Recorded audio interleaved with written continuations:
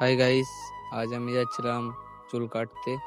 আমার চুলগুলো খুবই বড় বড় হয়ে গিয়েছিল, তাই আজ চলে গিয়েছিলাম চুল কাটতে। আজ অনেক দেরি হয়ে গিয়েছিল, কিন্তু ভাবলাম যে ফাঁকা থাকবে, তাই আজ চলে গেলাম তাড়াতাড়ি।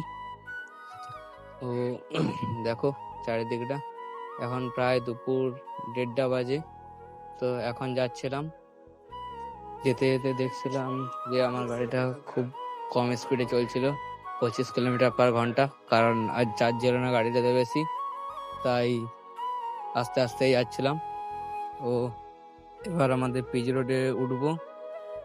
তো দেখতে থাকো, আর অনেক লোকে এখন যাওয়া আসা করছে, খুব কম পরিমাণ, কিন্তু তবু যাওয়া আসা করছিল।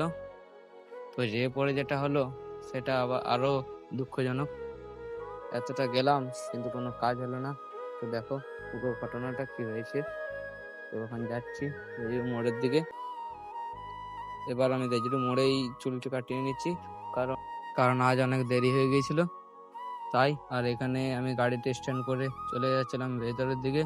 তো ভিতরে যেয়ে পরে দেখি একটা লোক চুল কাটছিল, কিন্তু সে মালিক দোকানের, সে বললো যে আজ আর কারো চুল কাটবে না। তাই আজ চলে এলাম আর তাড়াতাড়ি। দেখো রাখি, আজকের মতন ব্লগ এখানে শেষ করছি। দেখা হচ্ছে পরের ব্লগে। পরবর্তী ব্লগের জন্য সাবস্ক্রাইব করে রাখো।